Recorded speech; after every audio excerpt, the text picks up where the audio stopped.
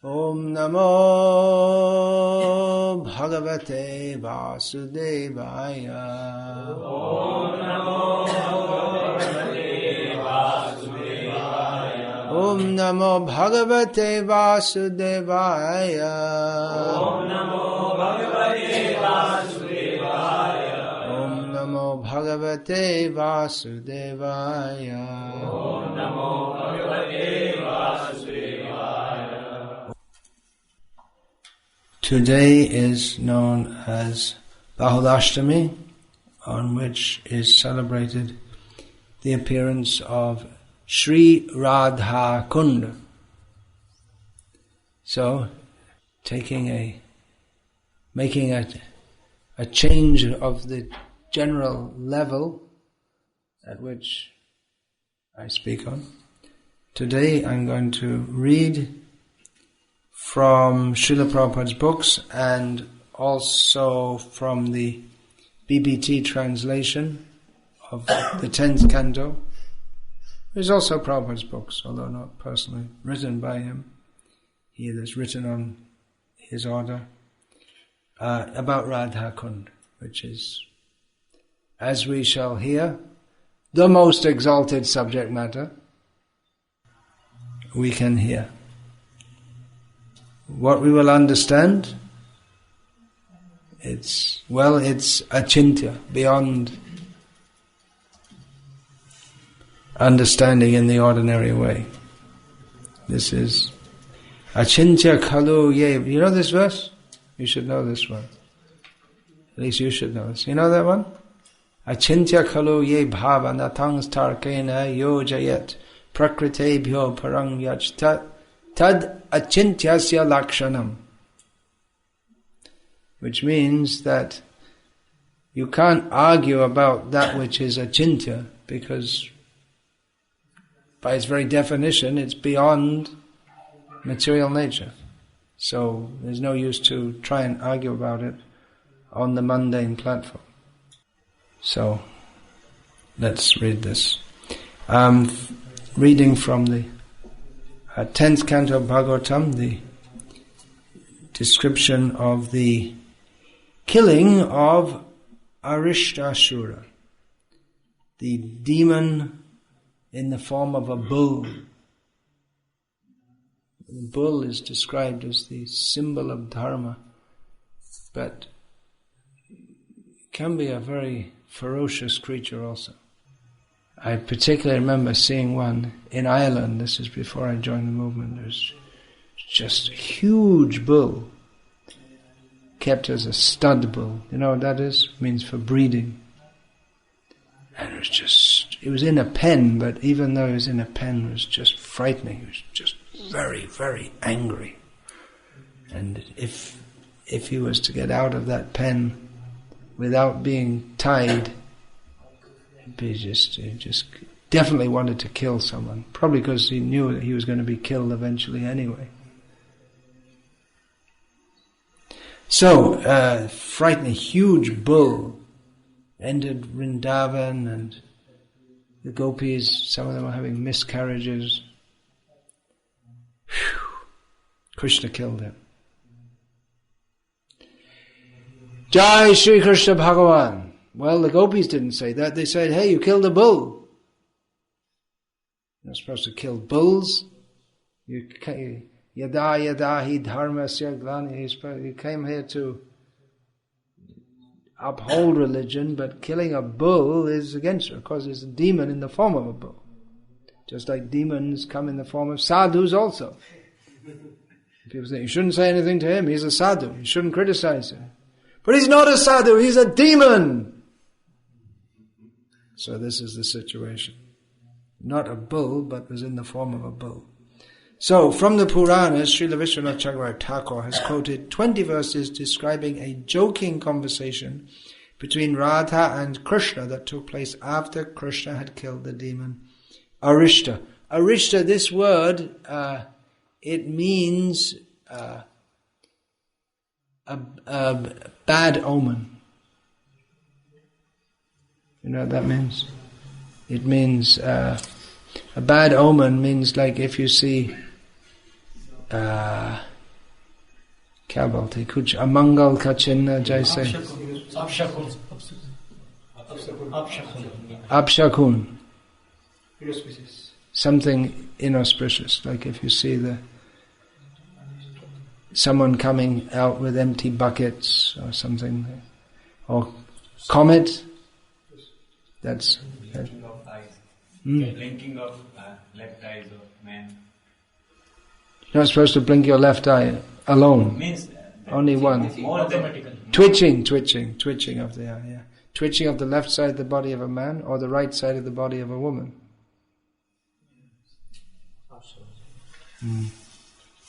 So that's the meaning of arishta, a bad omen. Dhumaketa is the word for comet. That conversation, so kindly quoted by the Acharya, describes the origin of Radha Kunda and Shyamakunda, Radha's and Krishna's bathing ponds. The verses are as follows. So this brings to mind that, what is that? Nittalu Narotamadashakoi, Nitta Lila Shukamai, Shadai Svaruka Moramone. In this, that Narottam Das says that the eternal pastimes of Radha and Krishna are full of happiness. May they always manifest in my mind. So it's nice in this world to hear. That also Jayadev says, Sri Jayadeva Kaveridam Muditam Udaram Shrinu Sukhadam Shubhadam Bhavasaram Keshavadhrita Dashavidharupa Jai Jagadisha Hare. That in this world of repeated birth and death, Jayadev says, these his udara, Sri Jayadeva Kaveridam Muditam Udaram, these poems of this magnanimous poet himself, they give pleasure and auspiciousness in this nasty material world. So he's the pastimes of the Keshava in 10 forms. Okay, so here's the first translations. The innocent young gopis, ha ha ha ha, not so innocent. Very tricky. Who called them innocent?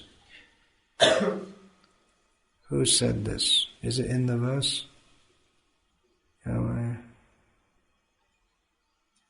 We don't see that. I think that the translator is partial to the gopis. Who said that? Who said they're innocent? The innocent young gopi said, "Ah, Krishna, don't touch us now, O killer of a bull!"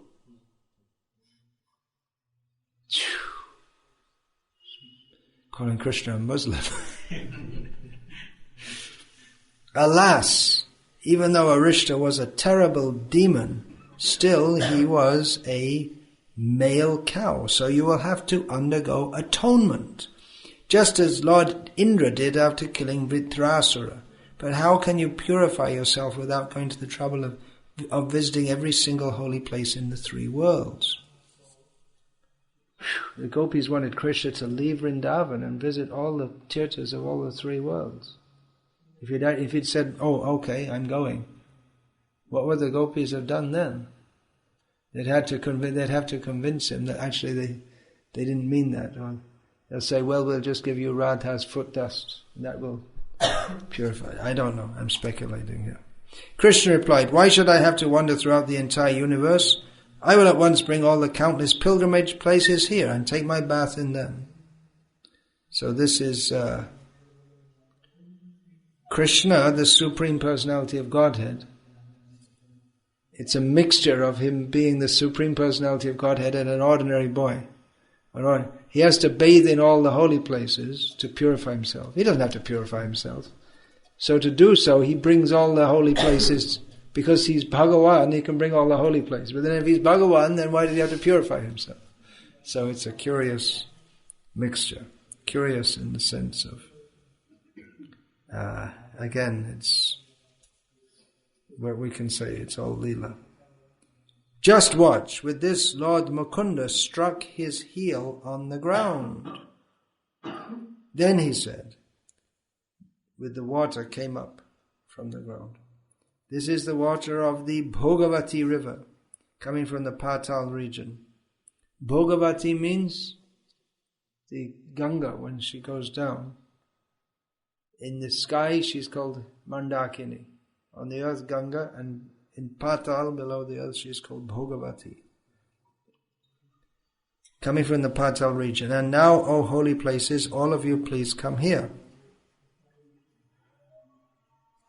And the Supreme Lord had spoken these words, Bhagavad Vachasa, so he's definitely the Supreme Lord. All the holy places went there and appeared before him. Krishna then addressed the gopis as follows. You see all the holy places? The gopis replied, we don't see them as you described. Then these best of holy places, joining their palms in supplication, spoke up. I am the salt ocean. I am the ocean of milk. I am the Amara Dirghika. I don't know what that means. I am the river Shon. I am the Sindhu, which means the river Sindhu. I am the Tamraparni. I am the holy place Pushkara. I am the river Saraswati, and we are the Godavari, Yamuna, and Reva rivers. What's Reva? Another name for Reva? Narmada. Yeah. Just north here, north of here. And the confluence of the rivers at Prayag. Just see our waters. After purifying himself by bathing, Lord Hari became quite arrogant and said, I have produced a pond containing all the various holy places, whereas you gopis must have never executed any religious duties on this earth for the pleasure of Lord Brahma. Then Srimati Radharani addressed her girlfriends as follows. I must create an even more beautiful pond, so go to work. Having heard these words, the gopis saw that Arishtashura's hooves had dug a shallow ditch just west of Sri Krishna's pond. At that nearby spot, all the gopis began digging up lumps of soft mud with their hands, and in this way a divine pond manifested in the short span of an hour. Krishna was astonished to see the lake they produced. He said, Go ahead, lotus-eyed one. You and your companions should fill this pond with water from mine. But Radha replied, No. This is impossible, since the water of your pond is contaminated by your terrible sin of killing a cow. I will have my countless gopi companions bring the pure water of the Manasa Ganga here in billions of pots. In this way I will fill this lake with my own water and thus make its renown unequaled in the entire world. Lord Krishna then gestured to a heavenly personality who was an intimate associate of all the holy places. Suddenly that person rose up out of Krishna's pond and bowed down to the daughter of Sri Vishabhanu, Radharani. Then with palms joined and tears pouring from his eyes, he began praying to her in devotion. O Goddess, even Lord Brahma himself, the knower of all scriptures, cannot understand your glories, nor can Lord Shiva or Lakshmi. Only Krishna, the supreme goal of all human endeavor, can understand them, and thus he feels obliged to personally make sure that you can wash away your perspiration when you are fatigued. He was always anointing your lotus feet with nectarian charu and yavaka. Translate that. Charu, what does that mean? Yavaka means barley. And charu means, in this context, I don't know. And decorating them with ankle bells. And he rejoices and feels most fortunate simply by satisfying the tips of the toes of your lotus feet. On his order, we have immediately come here to live in this most excellent pond, which he created by one stroke of his heel. But only if you now feel satisfied with us and bestow upon us your merciful glance will the tree of our desire bear fruit. Hearing this prayer spoken by the representative of the full assembly of holy places, Sri Radha was pleased and said, "So kindly tell me your desire." They then told her plainly, "Our lives would be successful if we could come to your pond. That is the benediction we desire." Glancing at her beloved from the corners of her eyes, the daughter of Vrishabhanu replied with a smile, "Please come." Her gopi companions all agreed with her decision and became immersed in the ocean of happiness. Indeed, the beauty of all creatures, both mobile and stationary, was enhanced.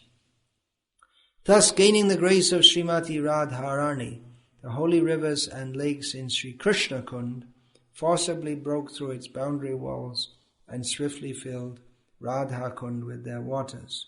Lord Hari then said, "My dear Radha, may this pond of yours become even more world-renowned than mine. I will always come here to bathe and to enjoy my water pastimes. Indeed, this lake is as dear to me as you are." Radha replied, "I will come to bathe in your pond as well, even though you may kill hundreds of Arishta demons here.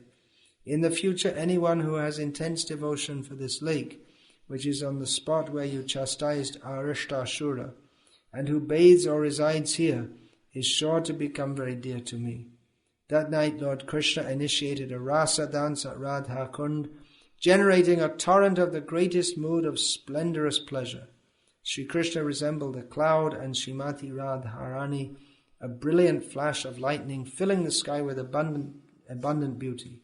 In this way, their divine glories permeated the expanses of the three worlds.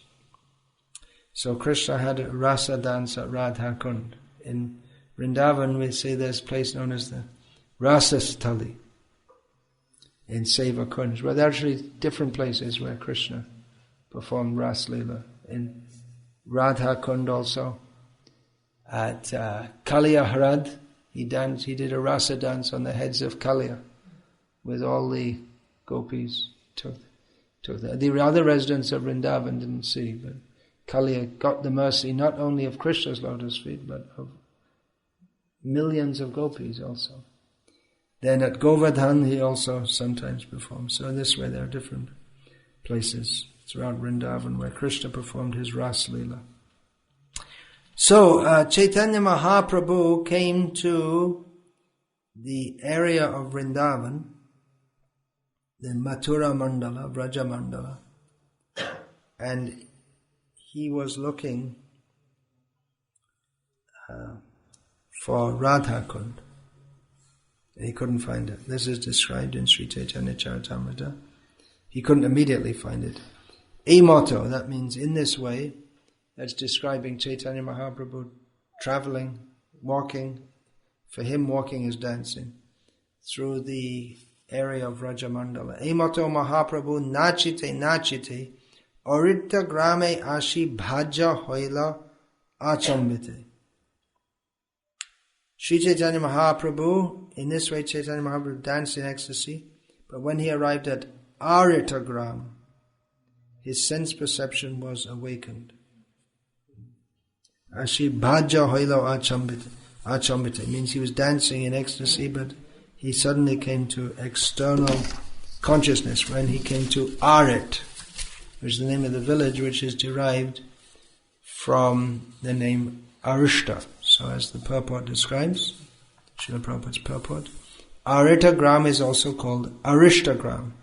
Sri Chaitanya Mahaprabhu understood that in that village, Arishtasura had been killed by Sri Krishna. While there, he inquired about Radha Kund, but no one could tell him where it was. The Brahmana accompanying him could also not ascertain its whereabouts. Sri Chaitanya Mahaprabhu could then understand that the holy places known as Radha Kund and Shamakund were at that time lost to everyone's vision. He therefore discovered Radha Kund and Shamakund, which were two reservoirs of water in two paddy fields. Although there was very little water, Sri Chaitanya Mahaprabhu was omniscient and could understand that formerly these two ponds were called Sri Radha Kund and Shamakund. In this way Radha Kund and Shamakund were discovered. Chaitanya Mahaprabhu later sent Rup and Sanatan Goswamis to Vrindavan, and one of the specific instructions he gave them was Lupta Tirtha Udhar, because many of Krishna's pastimes, places, had been forgotten, but he himself personally rediscovered Shyamakunda and Radhakunda, as described here. Arite Radha Kunda Bharta Puche Lokashthane Keho Nahi Kahe Shonge Brahmana Najane. Sri Chaitanya Mahaprabhu asked the local people, "Where is Radha Kund?" No one could inform him, and the Brahmana accompanying him did not know either. Tirtha Lupta Jani Prabhu Sharvagya Bhagavan Dui Dhanya Ketre Olpo Jale Koilashnan. The Lord then understood that the holy place called Radha Kund was no longer visible. However, being the omniscient Supreme Personality of Godhead, he discovered Radha Kund and Shyamakund in 2 paddy fields. There was only a little water, but he took his bath there. So you can imagine, sometimes you see in a field there's a small pond. So it was like that in paddy field. It's interesting, they were growing rice there at that time, which is not a common crop in that area at the present time.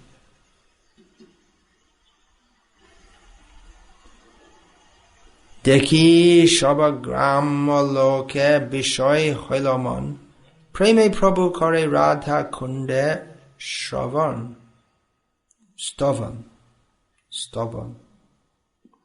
When the people of the village saw Sri Chaitanya Mahaprabhu taking his bath in those 2 ponds in the middle of the paddy fields, they were very much astonished. You can imagine, someone goes out in the middle of a paddy field and there's a little puddle, you take a bath. They were surprised. The Lord then offered his prayers to Sri Radha Kund. Shabagopi hoite Radha Krishna prayashi, toiche Radha Kunda priya sharashi. Of all the gopis, Radharani is the dearmost. Similarly, the lake known as Radha Kunda is very dear to the Lord because it is dear to Srimati Radharani. And that is the Bengali rendition of a verse which appears 3 times in Sri Chaitanya Charitamrita, including here. It's a Sanskrit verse from Padma Purana. Jota Radha Priya Vishnos Tasya Kundang Priyang Tata Sarva Gopishu Saivaika Vishnu Atyanta Vallabha. Just as Srimati Radharani is most dear to Lord Krishna, so her lake known as Radha Kund is also very dear to him. Of all the gopis, Srimati Radharani is certainly the most beloved. Je kunde nitya Krishna Radhika Shange Jale Jala Keli Kare Tire Rasha Range. In that lake, Lord Krishna and Srimati Radharani used to sport daily in the water and have a rasa dance on the bank. Shri kunde je egba kare shnan Tare Radha Shama Prem Krishna Kare Dan. Indeed, Lord Krishna gives ecstatic love like that of Srimati Radharani to whoever bathes in that lake even once in his life. Kunde Madhuri Jena Radha Madhurima Kunde Mahima Jena Radhar Mahima. The attraction of Radha Kund is as sweet as that of Srimati Radharani. Similarly, the glories of the Kund lake are as great as Srimati Radharani's.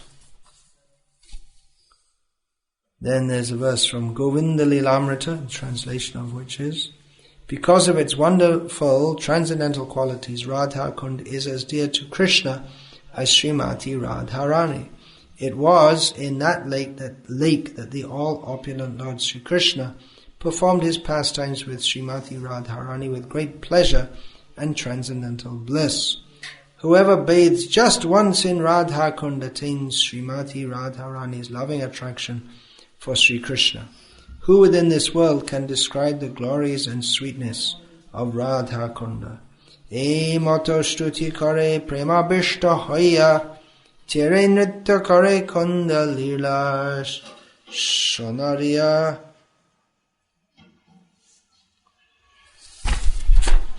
Sri Chaitanya Mahaprabhu thus,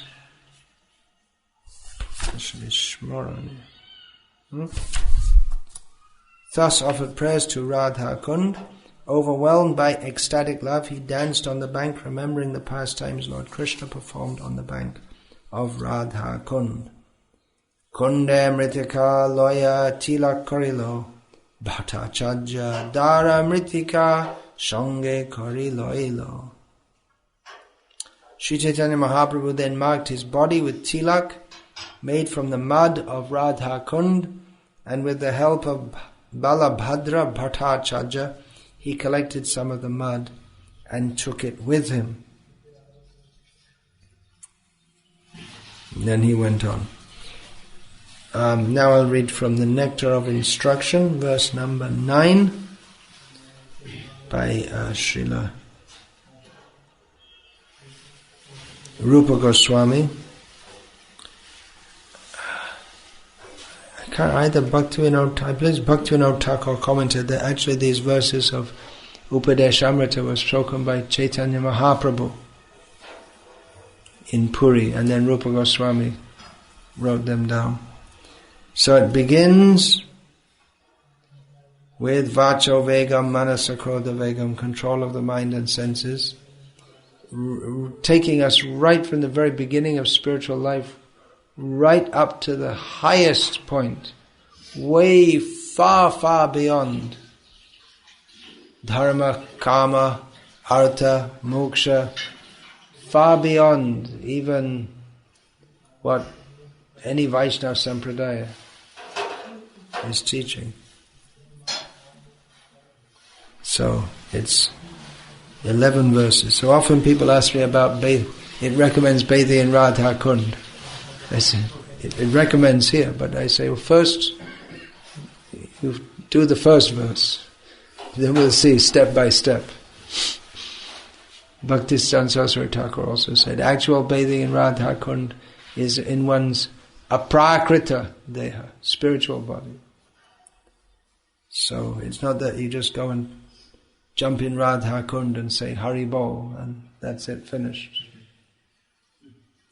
There's a lot more to do. There's a question of adhikar also. So, text 9 of Nectar of Instruction.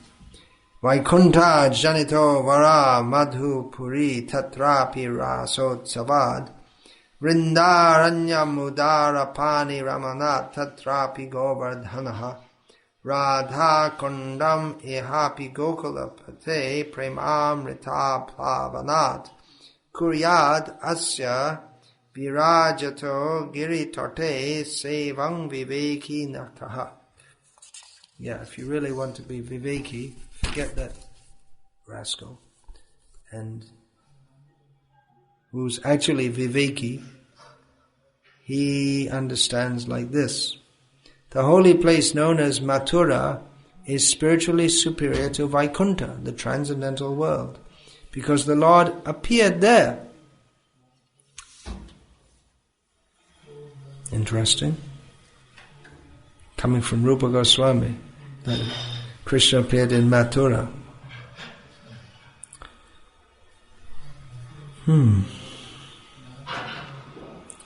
Superior to Mathura Puri is the transcendental forest of Vrindavan because of Krishna's Rasa Leela pastimes. And superior to the forest of Vrindavan is Govardhan Hill, for it was raised by the divine hand of Sri Krishna, and it was the site of his various loving pastimes. And above all, the super excellent Sri Radha Kund stands supreme, for it is overflooded with the ambrosial nectarian prema of the Lord of Gokul, Sri Krishna. Where then is that intelligent person, Viveki, who is unwilling to serve this divine Radha Kund, which is situated at the foot of Govardhan Hill? Purport: the spiritual world is 3/4 of the total creation of the Supreme Personality of Godhead, and it is the most exalted region. The spiritual world is naturally superior to the material world. However, Mathura and the adjoining areas, although appearing in the material world, are considered superior to the spiritual world. You get that? That even though Mathura is in the material world, apparently, it's superior to Vaikuntha. Because the Supreme Personality of Godhead himself appeared at Mathura. The interior forests of Vrindavan are considered superior to Mathura because of the presence of the 12 forests, Dwadashavana, such as Talavan, Madhuvan and Bahulavan, which are famous for the various pastimes of the Lord. Thus the interior Vrindavan forest is considered superior to Mathura, but superior to these forests is the divine Govardhan hill, because Krishna lifted Govardhan hill like an umbrella, raising it with his lotus-like beautiful hand to protect his associates, the denizens of Vraja, from the torrential rain sent by the angry Indra, king of the demigods. It is also at Govardhan hill that Krishna tends the cows with his cowherd friends. This is very important. Isn't it?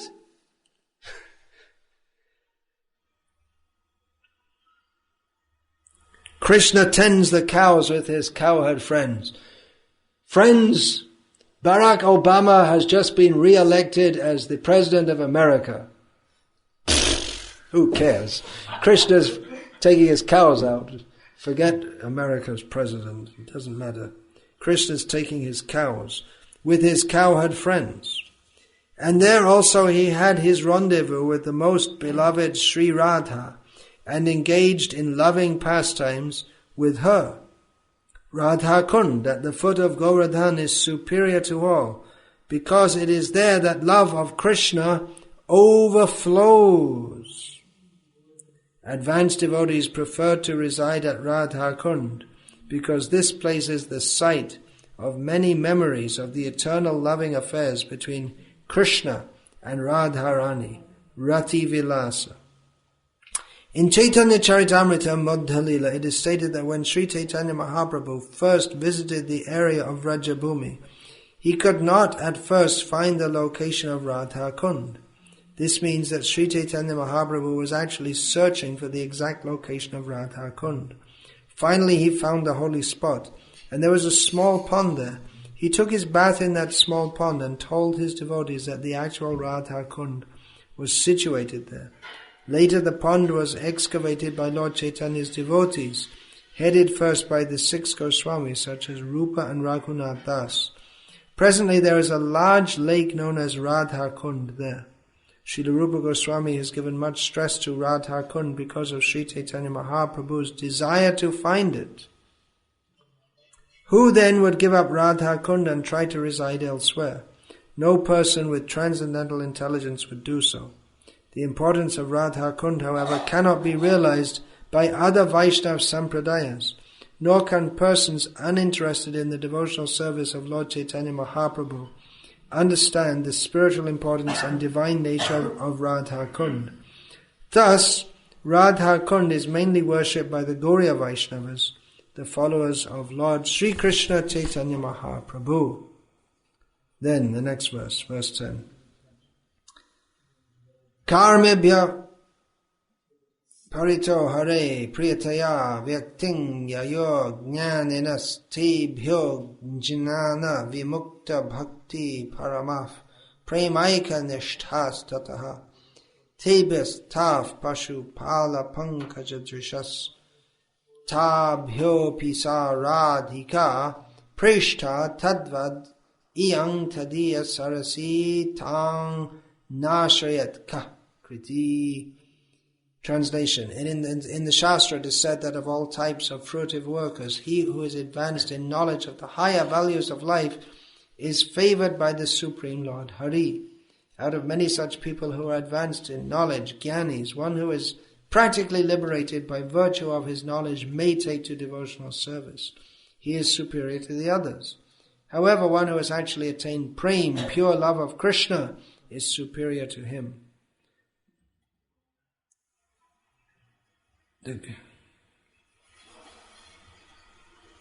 Means he's superior to the Jnani, not superior to Krishna. The gopis are exalted above all the advanced devotees because they are always totally dependent upon Sri Krishna, the transcendental cowherd boy. Among the gopis, Srimati Radharani is the most dear to Krishna. Her kunda, lake, is as profoundly dear to Lord Krishna as this most beloved of the gopis. Who then will not reside at Radha Kund and in a spiritual body surcharged with ecstatic devotional feelings, a prakrita bhav, render loving service to the divine couple Sri Sri Radha Govinda, who perform their Ashtakalya Lila, their eternal eightfold daily pastimes. Indeed, those who execute devotional service on the banks of Radha Kund are the most fortunate people in the universe. Now, I won't read all the purport. It's somewhat long. I summarize that Srila Prabhupada in the purport, he analyzes the position briefly of the karmis, jnanis and different kinds of devotees, and then Srila Prabhupada states, of all these devotees, the gopis are recognized as superior because they do not know anything other than satisfying Krishna, nor do the gopis expect any return from Krishna. Indeed, sometimes Krishna puts them into extreme suffering by separating himself from them. Nonetheless, they cannot forget Krishna. When Krishna left Vrindavan for Mathura, the gopis became most dejected and spent the rest of their lives simply crying in separation from Krishna. This means that in one sense they were never actually separated from Krishna. There is no difference between thinking of Krishna and associating with him. Rather, Vibralambha Seva, thinking of Krishna in separation, as Sri Chaitanya Mahaprabhu did, is far better than serving Krishna directly. Thus, of all the devotees who have developed unalloyed devotional love for Krishna, the gopis are most exalted, and out of all these exalted gopis, Srimati Radharani is the highest. No one can excel the devotional service of Srimati Radharani. Indeed, even Krishna cannot understand the attitude of Srimati Radharani. Therefore, he took her position and appeared as Sri Chaitanya Mahaprabhu, just to understand her transcendental feelings. In this way, Srila Rupa Goswami gradually concludes that Srimati Radharani is the most exalted devotee of Krishna, and that her kunda, lake, Sri Radha Kund, is the most exalted place. This is verified in a quotation from Laghu Bhagavatamrita, as quoted in Chaitanya Charitamrita. Yatha Radha Priya Vishnus Tasya Kundang Priyang Tata Sarvago Pishu Saivaika Vishnur Atyanta Vallabha. Just as Srimati Radharani is dear to the Supreme Lord, Krishna, Vishnu, so her bathing place, Radha Kund, is equally dear to Krishna. Among all the gopis, she alone stands supreme as the Lord's most beloved. Therefore, everyone interested in Krishna consciousness should ultimately take shelter of Radha Kund and execute devotional service there throughout one's life. This is the conclusion of Rupa Goswami in the 10th verse of Upadeshamrita. Then the 11th and final verse of Sri Upadeshamrita. Krishna's yochai pranaya vasati prayasi bhyo piradha kundam chasya munibhya abhitastadrig eva vyadhai yat preshthayapyalang asulabhang king puna bhakti bhajam tat premedang sakridapi sara snatur avishkaroti. Translation. Of the many objects of favoured delight and of all the lovable damsels of Rajabhumi, Srimati Radharani is certainly the most treasured object of Krishna's love, and in every respect her divine kund is described by great sages as similarly dear to him. Undoubtedly, Radha Kund is very rarely attained even by the great devotees, Therefore it is even more difficult for ordinary devotees to attain. If one simply bathes once within those holy waters, one's pure love of Krishna is fully aroused. Purport. Why is Radha Kund so exalted? The lake is so exalted because it belongs to Srimati Radharani, who is the most beloved object of Sri Krishna. Among all the gopis, she is the most beloved. Similarly, her lake, Sri Radha Kund, is also described by great sages as the lake that is as dear to Krishna as Radha herself. Indeed, Krishna's love for Radha Kund and Srimati Radharani is the same in all respects. Radha Kund is very rarely attained, even by great personalities fully engaged in devotional service, not to speak of ordinary devotees who are only engaged in the practice of Vaidhi Bhakti. It is stated that a devotee will at once develop pure love of Krishna in the wake of the gopis if he once takes a bath in Radha Kund. Srila Rupa Goswami recommends that even if one cannot live permanently on the banks of Radha Kund, he should at least take a bath in the lake as many times as possible. This is a most important item in the execution of devotional service.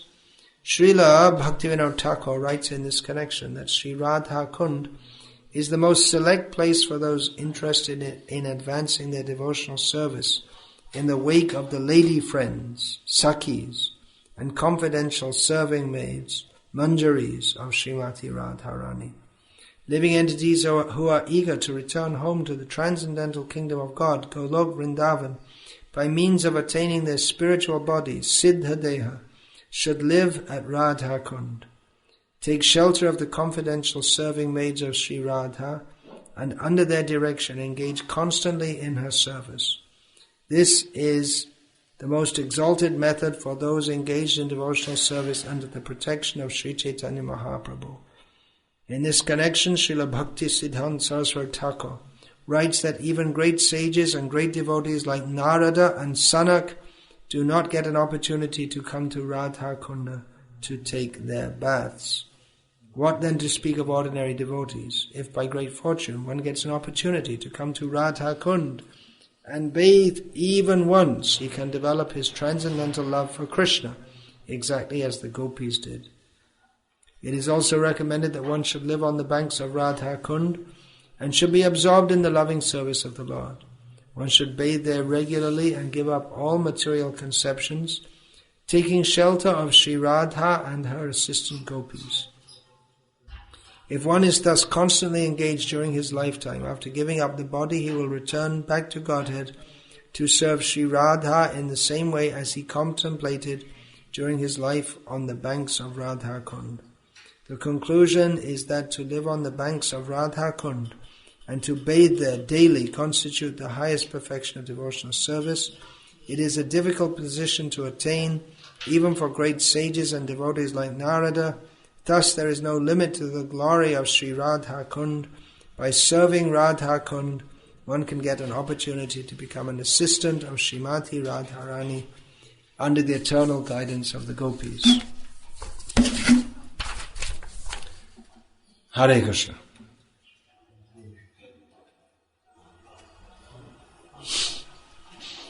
Shri Radha Kunda ki jai. So, we should all go to Radha Kunda. You have a question? Yeah, you were going to ask that. That song. Radha bhajane jadi mati nahi belo, Krishna bhajana tava akarane gelo. Yeah, so what's the question? This means, for the sake of those who couldn't follow, that if one is not inclined to worship Radha, then his worship of Krishna is useless. That's a simple translation. So, what's the question? Are they different? Are the worship of Radha and Krishna different? No, but they may be conceived of as being different. You get the point? If one thinks that you can worship, Bhaktivinoda Thakur is saying here that if one thinks that one can worship Krishna without Radha, then Bhaktivinoda Thakur says it's all useless.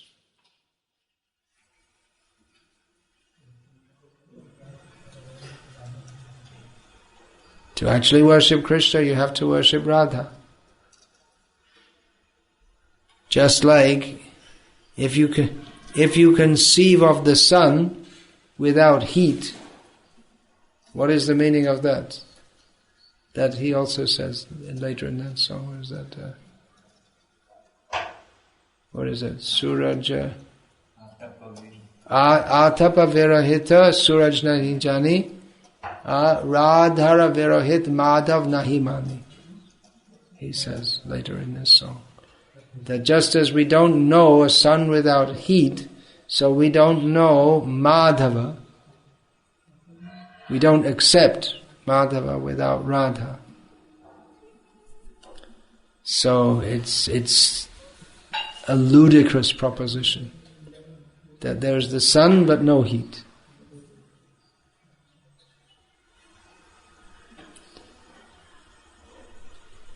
So he may say that, well, what about so many people they're worshipping? Is it all useless? Well, according to Bhaktivinoda Thakur, it is. That's one vision.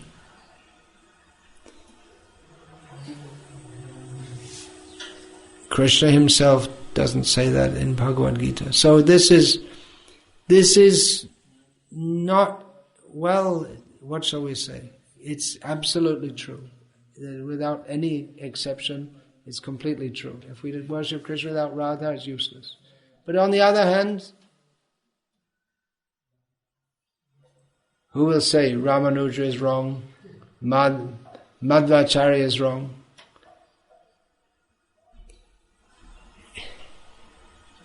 It's something you can consider. Just one example comes to mind. How big is this universe? According to Bhagavatam, it's 4 billion miles across. Is that the full extent of the Brahmanda? But there are coverings, and each one is 10 times bigger than the other, which means that if you get to the edge of the universe, you take the whole extent, and then what's in the middle, where we are all fighting about all little things, it's just very, very, very small. So, is this universe big? Well, yeah, it's big, 4 billion miles. But then, if you see what's beyond, it's so big. So, compared to Dharma, Artha, Kama, Moksha, worship of Krishna is just like unlimitedly better. Who would be interested in Dharma, Artha, Kama, Moksha if they can understand what it means to surrender to Krishna? But then if you understand what worship of Radha Krishna is, instead of trying to worship Krishna without Radha, then again it just seems, if we understand what it means to worship Krishna, then Dharma, Artha, Kama, Moksha just seems, it's ridiculous to even take any interest in it. So, but then if we understand what it means to worship Radha Krishna, then it becomes almost ridiculous. Because if you see the idea, 10 times greater, 1,000 times greater, 1,000,000 times greater, how many times? So there's some kind of attempt to discuss that point. They're very bold statements. We'll find statements in Chaitanya Chandramrita that, what is the use of Matsya Avatar? What good to the world did Vamana do? Even Krishna, he didn't do much. So, but Chaitanya Mahaprabhu, what do all these different avatars have done? What Chaitanya Mahaprabhu has given. So, it's true in one sense, but it's also some kind of bhav. We're not going to go and We're not going to go to Kanchipuram and say, what's the use of all this Vishnu worship? We're not going to say that. Rather, we should worship the lotus feet of all the Vaishnava acharyas. And what they have given is so glorious. And then say, but just look, what they've given is so glorious. Let's just look. We can look at, Chaitanya Mahaprabhu has given us the vision by which we can look a little higher. And we can understand the glories of Chaitanya Mahaprabhu more. If we, not by saying that all these and everything else is useless, but by saying, oh, how great they are. And then how much more great is Chaitanya Mahaprabhu. So you're very fortunate to live in India with so many holy places you can visit. Now you came here, Narmada's here. We always just drive over the Narmada. We can go and take baths also. I did the other day. We visited Bharuch. So, went for a bath also. Why not? We can ask for the mercy of Narmada. Chaitanya Mahaprabhu, he visited so many holy places. He bathed in all the holy places. So he bathed in Narmada also.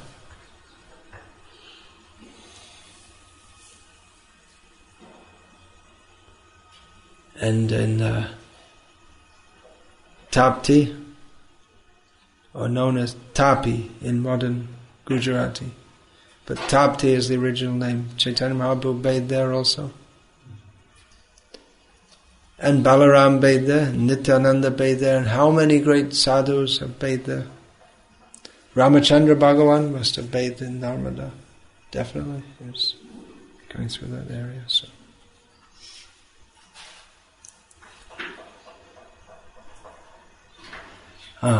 Any question there? Yes. That's Gauranga. Madhav Gauranga? Ananda Gauranga.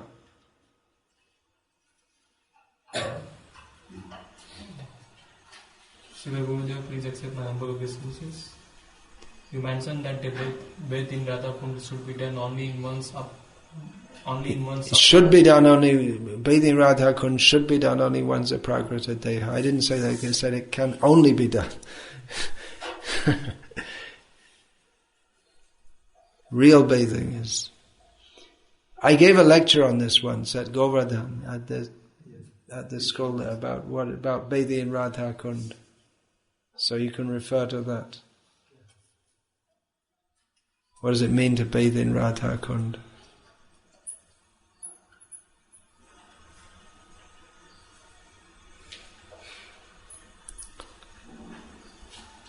Okay, so we'll finish there. Hare Krishna. Srila Prabhupada ki jai, Shri Radha Kund ki jai.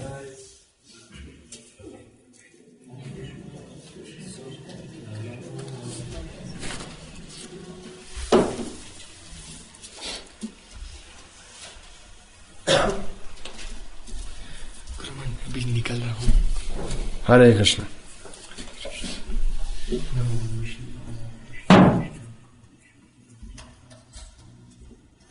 This nectar of instruction, it was just being prepared for publication. We had a photocopy of before it came out. And then devotees asked, well, Prabhupada, how many should we print? And they thought, well, 5,000, that's enough, because that's a lot. It's only for the devotees. Prabhupada said, no, print 100,000 for distribution. I was thinking, how are we going to distribute this? All about Radha Kund. You're going to distribute, you go to people in the West, they have a hamburger in one hand and a cigarette in the other, and their arms around their girlfriend. You're going to give them this book, Bhacho Vegam Manasa Krodave. Prabhupada said, no, it's for distribution. And actually, some years ago, as I've several times said, that there was a survey, devotees, they devotees in England, they engaged some karmi company to make a survey of the public and which books they appreciated most from our movement, and they said this book. Because they said it gives a very clear understanding of what your religious practices are, your religious principles. That way, I guess that's at the beginning. Interesting. Prabhupada said mass distribution. So it was printed, the first edition was printed with pictures of Radha Kunda on the front and the back. And we sold the book somehow or other. We sold.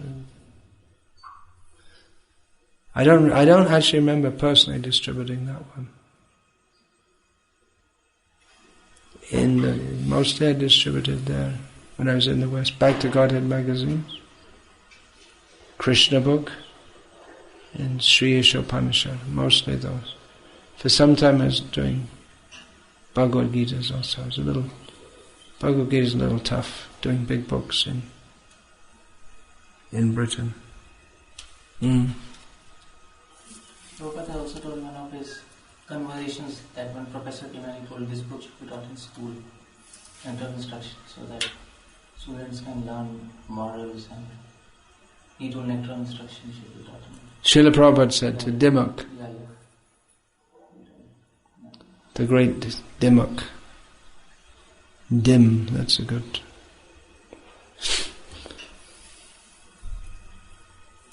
Prabhupada said that should be taught for moral instruction, is it? Yeah.